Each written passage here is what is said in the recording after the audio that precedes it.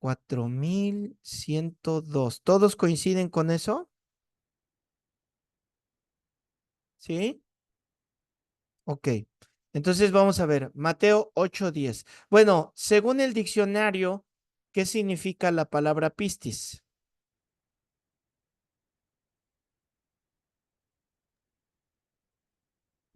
Persuasión, Ajá. credibilidad, moralmente, convicción de verdad, religión o la veracidad de Dios o de un maestro religioso. Específicamente, confianza en Cristo para salvación. Abstractamente, constancia en tal profesión. Por extensión, el sistema de verdad religiosa.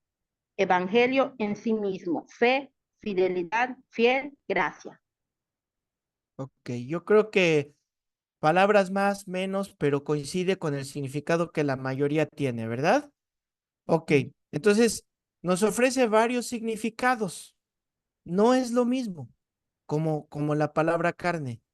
¿Cómo saber cuál es el que aplico? Mateo 8:10. Al oírlo Jesús se maravilló y dijo a los que le seguían, de cierto os digo que ni aún en Israel he hallado tanta fe. ¿Qué es lo que tengo que hacer para saber el significado de que dice aquí de tanta fe? Leer el contexto. El contexto. Alguien dígame cuál es el contexto. ¿De qué estaba hablando? ¿A quién le dijo eso? ¿Por qué se lo dijo? ¿Cuándo se lo dijo? Al centurión, ¿Qué hizo el centurión? pues él estaba reconociendo la autoridad de Jesús y él decía, yo tengo autoridad y yo comprendo que tú también eres hombre de autoridad. Entonces, Ajá. la palabra y mi hijo puede ser sano, o sea, No necesitas ir hasta donde está mi hijo, es lo que le dice, ¿verdad? No necesitas ir hasta donde está mi hijo, nada más di la palabra y pues, imagínense la fe de este cuate, ¿no?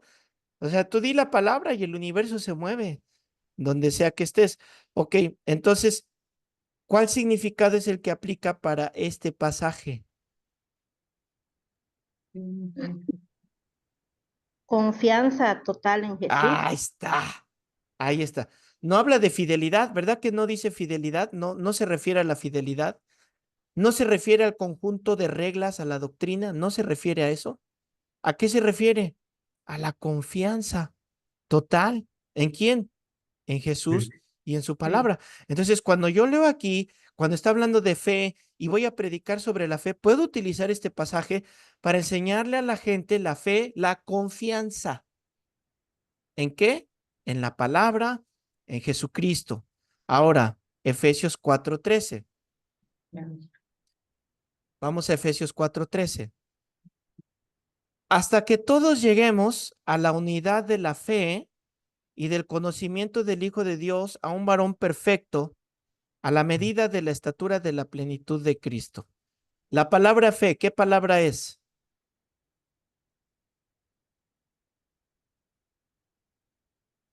A ver, quítenle el mute.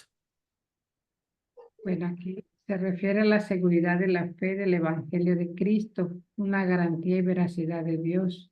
No se refiere a una fe inicial de creer por primera vez, sino aquella fe que resulta de abrazar a Cristo y a todo lo que Él representa. Bueno, pues bueno. Ok, sí lo entendí. Sin embargo, está bien, es correcto. Sin embargo, no le preferiría que no ocupemos la palabra que queremos conceptualizar en el concepto. Porque si no, ¿se acuerdan lo que les platiqué del diccionario academia? Es el acto de tener fe. O sea, sí está bien y lo explicaste muy bien, por eso lo entiendo. ¿Cómo lo podemos decir sin utilizar fe dentro del concepto? Ahora, antes de eso, ¿qué palabra griega se ocupa aquí para fe? Pistis. Es la misma pistis Mm. que leímos en Mateo, ¿verdad? Entonces tiene los mismos significados. En base a lo que dijo Josefa, que está correcto, y el contexto. ¿Cuál es el contexto de este pasaje? ¿Qué está haciendo Pablo?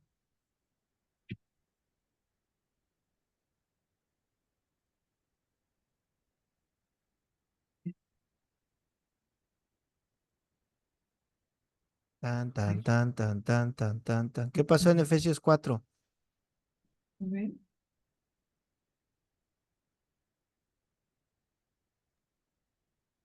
¿Lo están leyendo o se, se pasmó la El apóstol computadora? Pablo estaba preso y él Ajá, inicia el capítulo diciéndoles que él nos ruega que andemos como es digno de nuestra vocación, pero él antecede, dice, yo preso en el Señor, dice.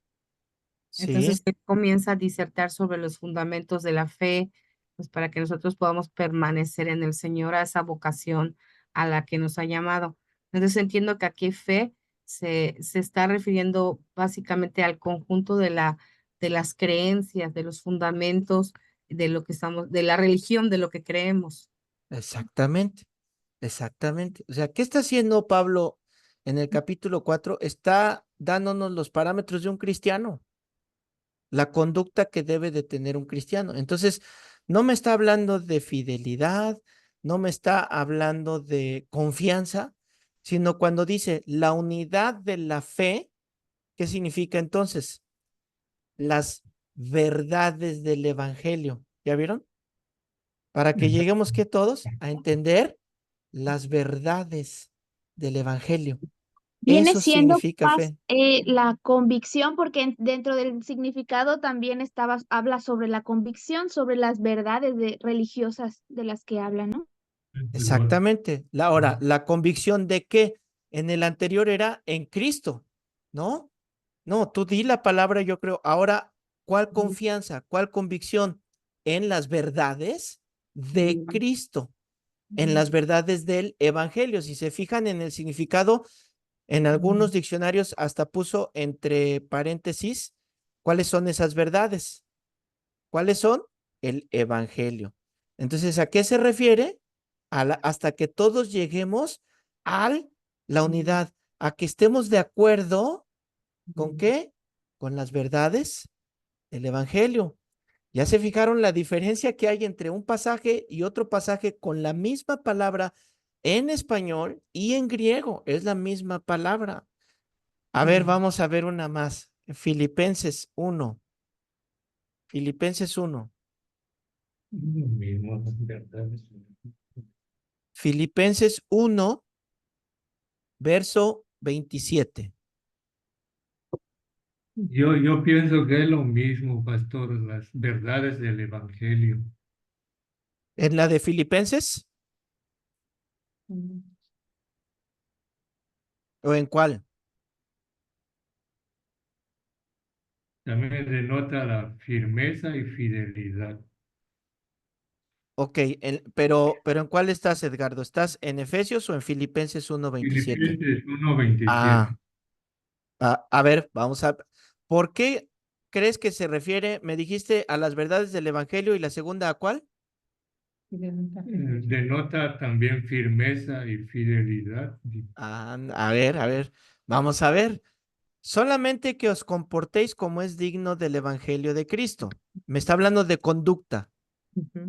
Acuérdense, vamos a ver las palabras, los verbos, ¿se acuerdan? Los verbos, los sujetos y el contexto. Aquí me está hablando de conducta. Para que sea que vaya, para que sea o que vaya a veros o que esté ausente, oiga de vosotros que están firmes. ¿De qué me está hablando? De conducta. En un mismo espíritu, combatiendo unánimes por la fe Sí. del Evangelio. ¿Por qué es lo que tengo que combatir? ¿Ustedes qué creen? ¿Que lo que dijo Edgardo fue correcto o no? ¿Cuántos apoyan esa moción? A ver, Dice allá. Muy a la bien. fidelidad al evangelio. Yo creo que aquí es la fidelidad, nos está La fidelidad. exhortando. Pablo, a que seamos Exactamente. fieles. Exactamente. ¿Cómo escojo? ¿Qué significa? Porque el Contexto. contexto y la observación detallada me van a dar el significado de lo que está hablando el pasaje. ¿Ya se fijaron? 3 pasajes con la misma palabra en español, la misma palabra en griego, pero su aplicación es diferente. ¿Ok? Vamos a ver el último punto, porque ya 4. ¿Qué dice? ¿Ahí me escuchan? Sí, sí nos dio el 4, observar las palabras simbólicas. Nos dio 3 pasajes. Okidoki. Muy bien. Muy bien. Entonces, cambiamos. Entonces, ¿cuál tarea es la que les dije que iba a revisar? Ya no sé. La de fe. ¿Sí? Ah, bueno. Y quedaba para la tarea la del punto 4 en el resumen. Ok, bueno, yo pensé que me cotorrearon. Querían matar clase como en la prepa, ¿verdad? Bueno, vamos al siguiente, número 2. Interpretación. Interpretación. Interpretación. Vamos a hacer una oración para empezar con la clase. Para los que están en YouTube o en SoundCloud, donde estén, estamos empezando la clase. La otra fue revisión de tarea, ¿verdad? Vamos a orar. Señor, gracias por tus bendiciones y por tu gran amor. Gracias por tu misericordia, Dios, que de plano que es grande para nosotros, Señor. Que a pesar de nosotros mismos y de nuestras debilidades, nuestra conducta, tú tienes mucha paciencia con nosotros y nos vas capacitando, Dios. Te ruego que estas clases no solamente nos den conocimiento, que es importante, sino que también podamos aplicarlo a nuestro diario caminar y no quedarnos en puras palabras, sino que realmente tengamos el dominio propio, la determinación para poner en práctica tu palabra en nuestra vida y el estándar que nos has puesto a los que anhelamos obispado, lo mantengamos, Señor, elevado, con fidelidad, con temor y temblor por la investidura que tú pones, Señor. En el nombre de Jesús te lo ruego. Amén y amén. Bueno, vamos a ver entonces el método de la interpretación. El pasado que vimos fue el de la observación, ¿verdad? Sí, el de la observación, es el que estuvimos viendo. Ahora, en este son las reglas que nos van a ayudar a interpretar lo que observamos, ¿ok? Miren, voy así como muy detalladito que les repito, cuando ya hagamos nuestro estudio de su práctica de algún tema, todo esto lo van a juntar en uno solo y van a ver que es muy fácil y muy rápido de hacerlo. Entonces, ¿para qué me sirve? Vean lo que dijo uno de los reformadores. La meta del estudiante de las escrituras es dejar que ellas digan lo que tienen que decir a pesar de tus propios conceptos, intereses e ideales. Ese es la interpretación que debe de haber, a pesar de mí. O sea, en otras palabras, dejemos que la Biblia se interprete a sí misma, por ella sola. Y esto es importante también porque algunos o muchos quizás vienen de algún trasfondo religioso, evangélico. No hablemos si vienen del catolicismo o testigos de Jehová o ateos o gnósticos, no sé. Vamos a hablar de aquellos que vienen con un trasfondo evangélico. Dentro del trasfondo evangélico, ¿cuántas denominaciones hay? Hay un montón de denominaciones. Y es triste cuando los cristianos nos estamos peleando por nuestra denominación. ¿A poco no? No, no, yo soy, y solo voy a decir algunas por decirlo, ¿eh? No porque tenga algo contra alguna. No, yo nací presbiteriano, tú fuiste bautizado presbiteriano y tú te mueres presbiteriano, ¿no? O no, no, yo soy bautista calvinista hasta los huesos y cuidado y te metes con Juan Calvino, mi héroe nacional. Y a veces pienso, si supieras la historia de Juan Calvino, ¿verdad? Porque al final de cuentas es un nombre, como Spurgeon y como muchos, como Arminio y como todos, ¿verdad? Pero ¿qué pasa? Que en las denominaciones pues tendemos a estar peleando, ¿verdad? No, la mía es la mejor. Y bueno, aquí la mayoría es de casa de oración, la mayoría, pero hay varios que no. Y es triste cuando también lo hacemos con nuestra iglesia. No, solo casa de oración tiene la verdad absoluta de todo y todos los demás están en engaño y viven en etcétera, etcétera, etcétera, etcétera. Y pues nadie tiene esa verdad, alguna vez se los dije. Todos vamos conociendo esas verdades y no confundan la verdad de Cristo, porque esa es inmutable, ¿verdad?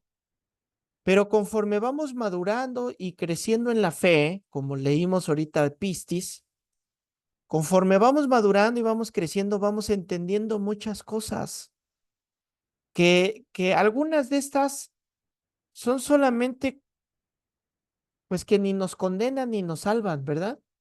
Son más estilos, son más costumbres, y hay algunas que sí debemos de tener mucho cuidado con lo que pensamos, con lo que decimos. En mi caso, yo crecí en una iglesia donde era la hora de la alabanza y sacábamos globos, ¿no? Con globos danzábamos y banderas. Y en algún punto de la alabanza se ponían algunos con las manos así, para agarrarse y se lanzaban desde la plataforma, ¿no? Así como el pescadito, no sé si se acuerdan, se lanzaban y caía oro, así un montón de cosas. Cuando yo llegué a la iglesia por primera vez, pues para mí todo fue un descubrimiento, ¿verdad? Yo, ay, órale, no sabía eso, no lo entendía. Y llegó un punto donde lo normalicé, todo era normal. Después, el Señor me lleva a otro lugar donde el estilo era diferente. Tenía un corte pentecostal también la iglesia, pero era una iglesia un poco más moderada, por así decirlo. Un poco más moderada, donde no se hacían muchas cosas y entonces yo le decía al pastor, es que aquí no salen dientes de oro, aquí no está el Espíritu de Dios, le falta. A ver, ya llegué, yo ahorita voy a orar para que salgan dientes de oro a las personas. Y después el Señor me llevó en una iglesia que era presbiteriana. Y en esta iglesia presbiteriana no podía ni levantar las manos, porque no se levantan las manos. Y el día que aplaudí, me mandaron una carta no decía de excomulgación, pero sí era una carta de te vamos, tú estás, te corremos, ¿no? No te queremos aquí. Luego de estar conociendo hermanos, amigos, muchos amigos, por ahí estuve un tiempo con unos hermanos bautistas como misionero. Los misioneros andamos en muchos lugares, hermanos, en muchos lugares, con muchas personas diferentes. Y cuando estuve ahí con los hermanos bautistas y no cantábamos del himnario, no, estábamos fuera de desorden y pues casi me iba al infierno por no cantar las del himnario y cuidado y orar por enfermos, porque si oraba por enfermos, no, ya, el cesacionismo, ¿verdad? Ya no hay. Entonces, ¿quién tiene la razón? ¿Quién está bien o qué onda, no?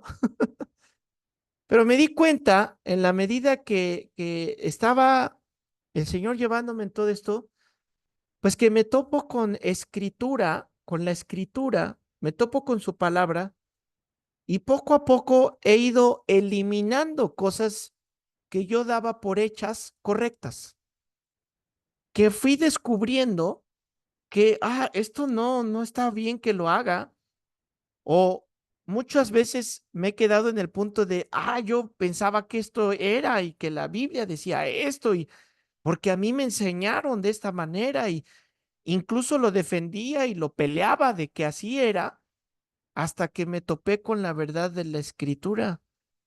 Entonces, ahora que ustedes están empezando este viaje de meterse a las Escrituras, debemos de tener la sensibilidad y la humildad de descubrir, de darnos cuenta cuando la Escritura nos confronte con prácticas o con argumentos que pues aprendimos por la santa tradición, ¿no? Porque pues es lo que me dijeron y así es.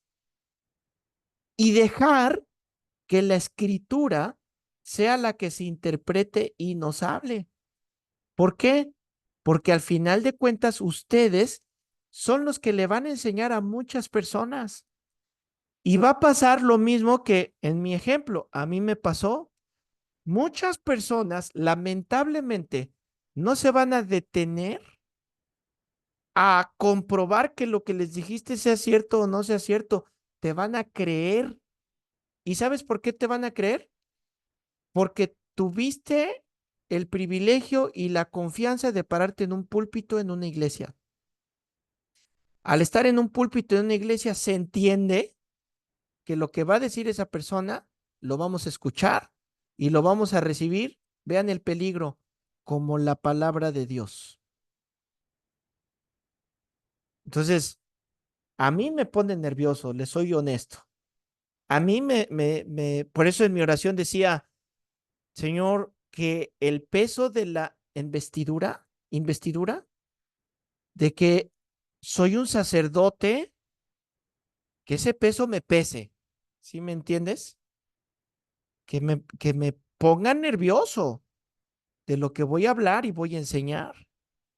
Por eso es bien importante que cuando tú vayas a dar un tema, tengas el temor de Dios y dejes que la escritura se interprete así sola, aunque pase sobre tus ideales, o como lo decía este reformador, ¿verdad? A pesar de mis propios conceptos, de lo que yo creía o mis intereses, voy a dejar que sea la palabra de Dios. Así que vamos a ver rápidamente 3 peligros en la interpretación bíblica, 3 peligros que debemos estar avisados, entendidos y protegidos, ¿verdad? Número 1, de hacer una interpretación incompleta. De hacer una interpretación incompleta.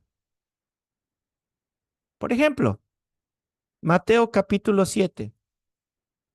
Voy a hacer una interpretación incompleta, a ver si alguien de ustedes se da cuenta por qué la hago incompleta. Voy a ser breve, no quieran que les predique, voy a ser muy breve, son conceptos básicos, elementales, voy a ir al grano, pero traten de decirme por qué consideran que lo que voy a explicar está incompleto.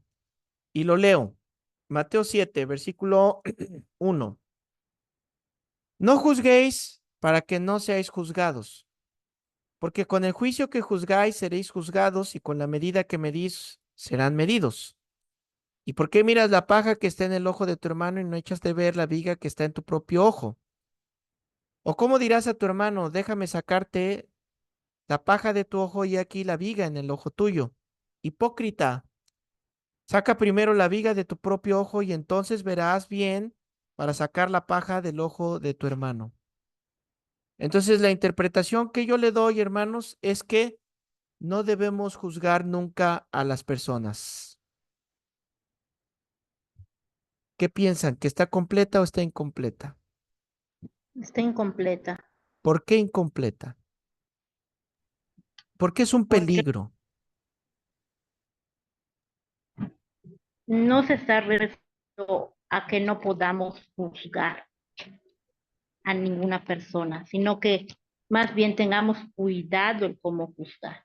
Y se nos dan los parámetros, es decir, que si vamos a juzgar, pero no, el juzgar allá igual hay que ver la palabra, no es para condenación, no se refiere a eso, sino juzgar de una forma equitativa, viendo si está bien o está mal lo que hace la persona. Y ahí cuando dice en el 5, saca primero la viga de tu propio ojo y entonces verás bien para sacar la paja del ojo de tu hermano. Ahí nos está dando la pauta de que sí lo podemos hacer, sí podemos juzgar, pero primero nosotros tenemos que juzgarnos a nosotros mismos para ver si realmente estamos correctos lo que hacemos, porque Muy si no bien. caer en la hipocresía, en ser, como dice, un doble cara. Estoy juzgando a alguien cuando yo estoy mal y eso el Ok. Señor no lo. Entonces, exacto. Muy bien, muy buena interpretación, Carmen. No es que no deba juzgar, sino que, como lo dijo, me da parámetros. El mismo versículo 5 me dice que juzgue, que me juzgue a mí mismo. Si hago una observación, me voy a dar cuenta qué significa la palabra juzgar, dónde aparece la palabra juzgar, cuántas veces aparece, dónde, y puedo ligar toda la enseñanza y entonces darle una interpretación correcta. ¿Sale? Es un peligro cuando hacemos, número uno, una interpretación incompleta. Debemos tener mucho cuidado. Muy bien. Número dos, una interpretación exagerada. El otro extremo, ¿verdad? Ahora nos vamos a exagerar las cosas. Es cuando vemos en el texto y decimos que no está ahí a la vista, pero sí está. Y exageramos, ¿verdad? Lo que encontramos ahí. Solo de este tengo muchos ejemplos, no sé por qué, pero Génesis capítulo 2, versículo 10.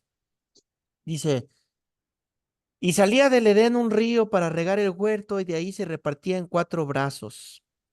El nombre de uno era Pisón, este es el que rodea toda la tierra de Javilá, donde hay oro. El oro de aquella tierra es bueno. Hay allí también bedelio y ónice. El nombre del segundo río es Gijón. Este rodea toda la tierra de Cus y el nombre del tercero es Hidekel. Este es el que va al oriente de Asiria y el cuarto es el río Éufrates. Y entonces empieza el predicador. No, no, no, no, no. Un brazo, el brazo del versículo 2 es la sabiduría.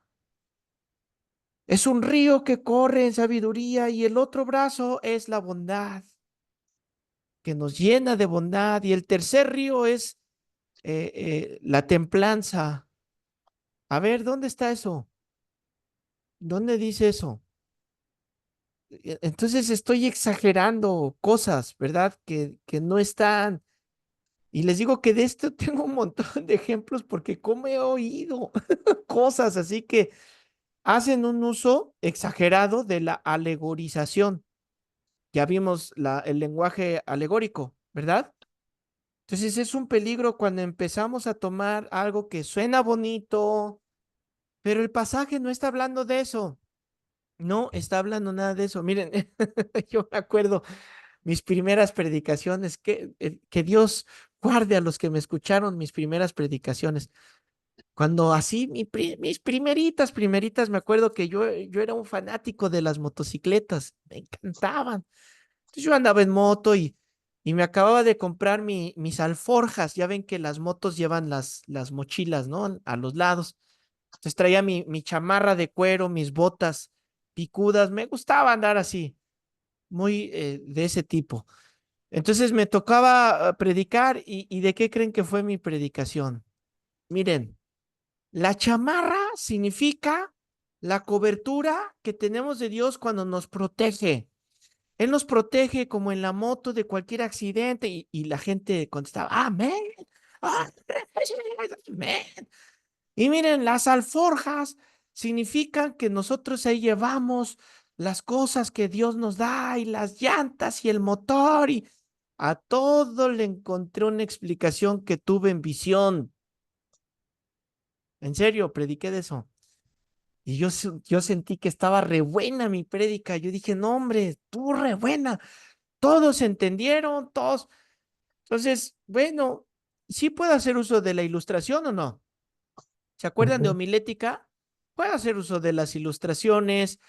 Si pudiera incluso utilizar la motocicleta para ilustrar una verdad, pero yo no puedo llevar a estos conceptos exagerados, ¿verdad?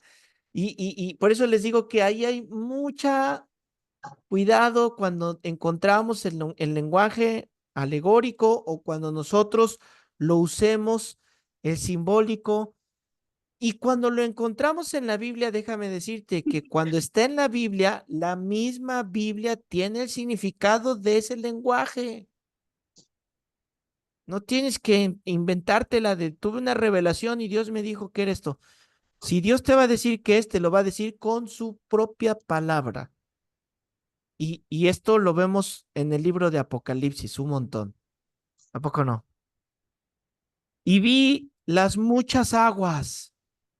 Y entonces alguien se compró su librito de Interprete sus propios sueños. No, pues es que en el libro de los sueños decía que cuando sueñas con agua, significa que alguien se va a casar. Y háganme ustedes el favor que después están predicándolo. Mire, unos se rieron y otros se quedaron con cara de, creo que yo lo hice, ¿verdad? Cometemos, y cuidado porque estás mezclando lo santo con lo profano. O sea, de veras que ten mucho cuidado. Entonces, ¿qué significan las aguas? La misma escritura te da el significado de esas muchas aguas. Te da el significado del dragón, te da el significado de las cabezas. Todo lo que es un lenguaje alegórico, simbólico, va a estar en las escrituras. Entonces, cuando escuches que alguien dice, tuve una revelación de Dios, mira, no te escames en el sentido de que te bloquees, ¿no? Ah, no, ya, no, no. Lo que diga, no, espérate.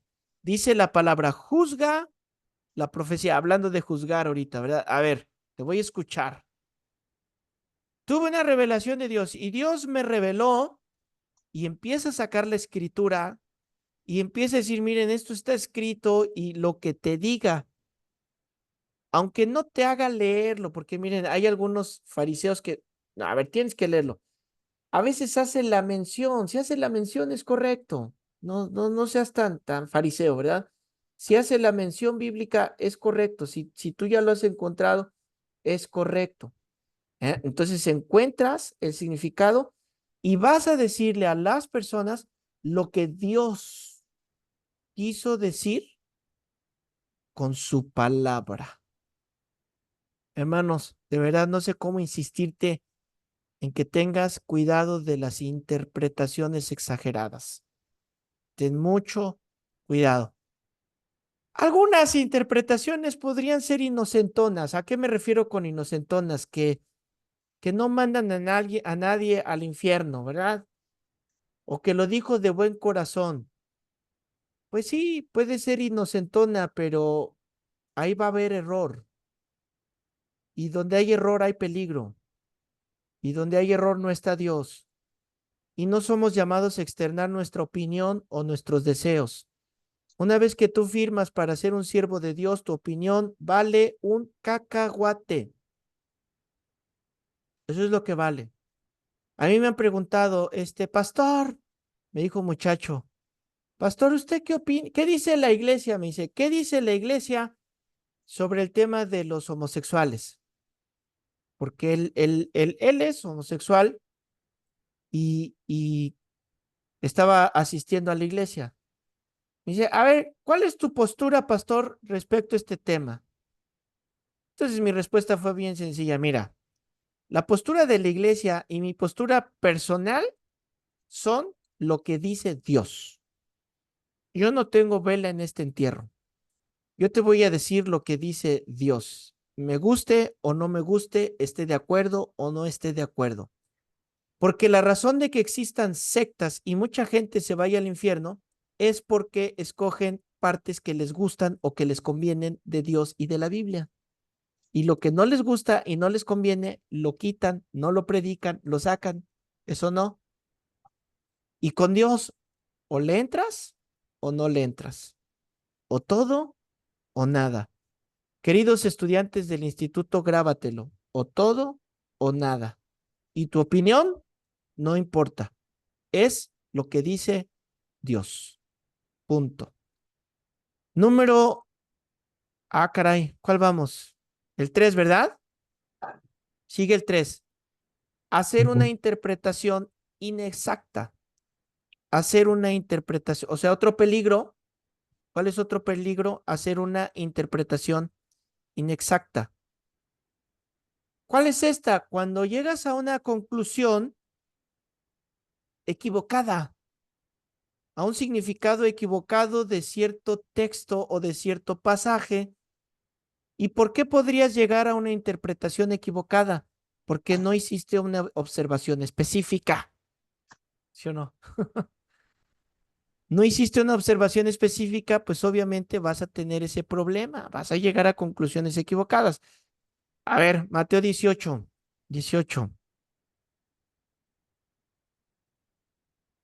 No me hagan detenerme mucho en la explicación porque no es el punto, ¿ok? No me quiero detener tanto en darles la lección, solo mostrarles el punto. La lección del significado de este pasaje que vamos a ver. Mateo 18. De cierto os digo que todo lo que atéis en la tierra será atado en el cielo, y todo lo que desatéis en la tierra será desatado en el cielo.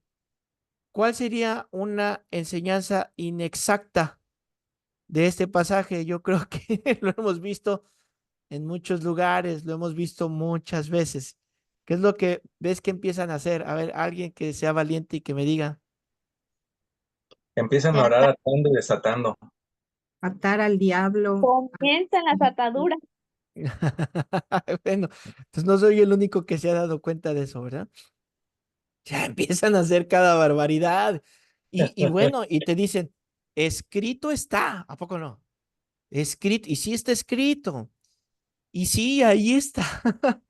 Pero, a ver, queridos estudiantes, ¿cómo puedo saber a qué se refiere lo que está diciendo? ¿Qué me da el significado, la interpretación correcta? El El contexto. contexto. ¡Aleluya! El contexto. Lo Contexto. logré, puedo graduarme como profesor, lo logré, ya lo entendieron. El contexto, siempre, porque un texto sacado de su contexto Es es puro puro pretexto. pretexto, ¿verdad? ¿Cuál es? Bueno, está hablando de la disciplina, de eso está hablando, de la disciplina. Miren el versículo 15. Si tu hermano peca contra ti, sí, si tu hermano peca contra ti, ve y repréndele, estando tú y él solos, y si te oyere, has ganado a tu hermano, si no te oye, toma aún contigo uno o dos, para que en boca de dos o tres testigos conste toda verdad, si no lo oyeren ellos, dilo a la iglesia, si no oyere a la iglesia, tenle por gentil y publicano, ¿verdad? O sea, está hablando de la reconciliación, de la disciplina que se debe de dar en la iglesia, y también entendemos que cuando nos dice que lo lleves a la iglesia, no es llevarlo y ponerlo con leña verde en el púlpito, ¿verdad? Y decirle a la iglesia, miren hermanos, lo agarramos fornicando y queremos que todos sepan para que cuando lo vean, lo barran de pies a cabeza y lo traten como un publicano. No se refiere a eso. Otro punto, ¿verdad? Me vino a la mente cuando dice, a ver quién se da cuenta. Y todo lo que perdón, ese es otro, donde hay dos o tres reunidos en mi nombre, ahí está Jesús. A ver, Hechos. alguien En Está hablando hechos. de la misma disciplina. está hablando de la disciplina también, ¿verdad? Porque, ¿cómo ha ido? Están, pues, pobrecitos, ¿verdad? Hay dos o tres en la iglesia, hermanitos amados. Pues, donde hay dos o tres congregados en mi nombre, ahí está el Señor. Pues sí, porque Él es omnipresente, ¿no? O sea, pues, como para darse ánimo está bien, pero no quiere decir eso. ¿De qué está hablando? De la disciplina, ¿verdad? Y tengo un montón de ejemplos de estos, de esta, pero yo creo que ustedes, ¿saben qué? De tarea, pónganme uno. De tarea, encuéntrenme uno.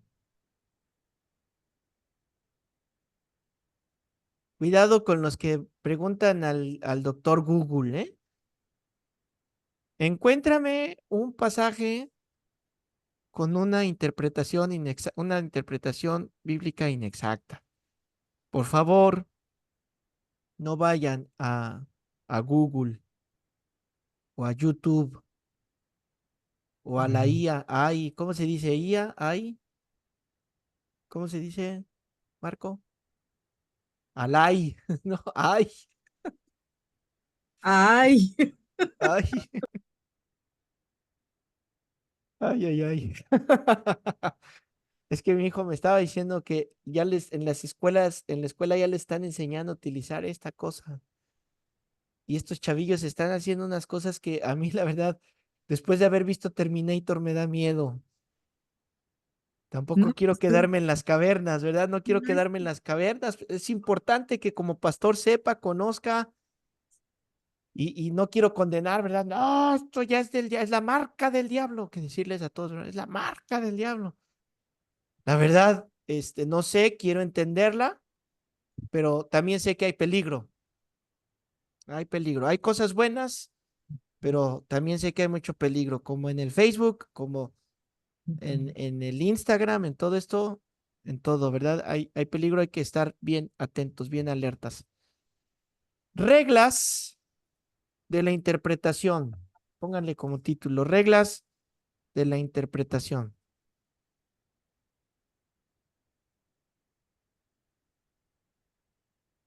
Ay, ay, ay. ¿No he escuchado a Luis Miguel cantar todas las canciones cristianas? Ah, ¿de verdad? A Peso ¿Cómo? Pluma también. Álbumes completos, pastor. El Ah, grupo, ya, ya, ya, ya. O sea que sea mentira, ¿no? sí, con la I, hacen todo el CD con la voz del cantante. O sea, Ay, por un momento pensé que, que sí, te referías a que yo dije, mm, gloria a Dios, ya se convirtió. Es que sí. sí, sí saben que Elvis Presley era ministro de alabanza. Entonces, hace muchísimos años me sorprendió cuando me enseñaron un cassette, imagínense, de Luis Miguel cantando la de, mi corazón entona la canción. Miren que ¿la oyes? O sea, yo creo que ya debe de estar ahí en YouTube. Yo creo que ahora es fácil encontrarla. En ese tiempo fue un descubrimiento, la verdad. Yo, wow, y éramos pocos los que sabíamos. Y hasta dices, se siente la presencia de Dios con el hermano Elvis, ¿no? De que pues, es un buen músico, es un buen músico y un buen músico puede hacer eso. Entonces, la presencia de Dios no es buena música. La presencia de Dios no es una voz muy bonita. La presencia de Dios no es mucha técnica al ejecutar un instrumento. La presencia de Dios va más allá de todo eso. Pero no es el tema. Vamos, ya ves, Silvia, me sacas tú. Esto no lo aprendan, ¿eh? Número uno, la analogía de la fe. La analogía de la fe es la primera regla de la hermenéutica. ¿Saben cómo podemos recordar esta regla que va a venir en el examen? ¿Cuál es la primera regla de la hermenéutica? La analogía de la fe. Ya se los he estado mencionando. La Biblia se interpreta a sí misma. La Biblia se interpreta a sí misma. Cuando los reformadores rompieron su relación con Roma, recuerden, porque de repente ya ven que salen canales donde dicen, pues Martín Lutero era católico, Juan Calvino bautizaba niños, y practicaban esto, Spurgeon fumaba, ya ven todas estas cosas, ¿no? Lo primero que les he dicho, lo primero son nombres. Entonces no pongas tu fe en hombres que se equivocaron. Te podría decir, se pueden equivocar. Yo no te diría se pueden equivocar, se equivocaron en muchas cosas. Cuando tú lees la historia de Juan Calvino, él rayaba en el misógino, golpeador. Entonces no puedes decir, wow, ¿verdad? Tremendo. No, tuvo revelación de Dios, sí, gloria a Dios por la revelación que tuvo, muchas cosas muy buenas, pero yo no voy a poner mis manos en el fuego por un hombre, lo voy a hacer por Dios. Entonces, cuando los reformadores empezaron a desligarse de Roma, pues ellos se dieron cuenta que la Biblia era la conducta de fe y la Biblia era la autoridad suprema. De ahí viene lo de solo escritura, ¿verdad? Solo escritura, solo la escritura. Y imagínense ahora hombres que solo son, son un show muy entretenido, muy bonito, cristiano. Un show cristiano, bonito, hasta me atrevería a decir sano. Y lo dudaría porque hasta groserías dice este cuate argentino, no voy a decir su nombre, que es todo un showman, muy bonito, muy entretenido, que si fuera, pues quizá me la voy a pasar bien, me voy a reír mucho y con un sano entretenimiento, pero cuando lo oigo que dice yo no, predico las escrituras, porque sería idolatrar las escrituras, ahí es donde digo, no, aquí no, no, aquí no, porque las escrituras son la conducta de fe. Entonces estos reformadores pues se dieron a una tarea extenuante para definir los principios que estaban en la escritura, para definir los principios básicos de la interpretación de la escritura. Por eso es que la primera regla que ellos pusieron fue esta: la Biblia se interpreta a sí misma. Porque imagínense ellos sacando sus interpretaciones como esta tradición grande, eh, muy famosa y numérica, donde está muy basada en la tradición oral, que fue como empezó la escritura, ¿verdad? Los primeros discípulos, pero lo que los apóstoles predicaron fue oral. ¿De quién? De Jesucristo. Y lo que predicaron ya lo vimos en otras materias, creo que de historia. Lo que predicaron los que siguieron, los padres apostólicos, los que siguieron de los apóstoles, interpretaron. ¿Qué interpretaron? Lo que los apóstoles dijeron. ¿Qué fue lo que los apóstoles dijeron? Lo que Jesús dijo. Por eso él dijo, ¿sobre el fundamento de quién? De los apóstoles. Entonces esta tradición, les digo, ahí con la cruz y campanas grandota, abrió la puerta a la santa tradición oral, donde se empezaron a meter y a meter muchas y muchas y muchas tradiciones que no son bíblicas, que el Señor no instituyó, que los apóstoles no instituyeron. Pero entonces, como es una tradición que se pasó de generación en generación, empezaron a decir, esto lo tenemos que hacer porque es tradición. ¿De quién? Y esas tradiciones, pues obviamente traen error y traen peligro. Y sí, hay tradiciones que son sanas. Hay tradiciones que no provocan nada ni contradicen, pero no son bíblicas, ¿no? Entonces, al no ser bíblicas, no las voy a poner en un papel bíblico de autoridad divina. ¿Como cuál? Celebrar un cumpleaños. ¿Es una tradición? Sí. ¿Quién la instituyó?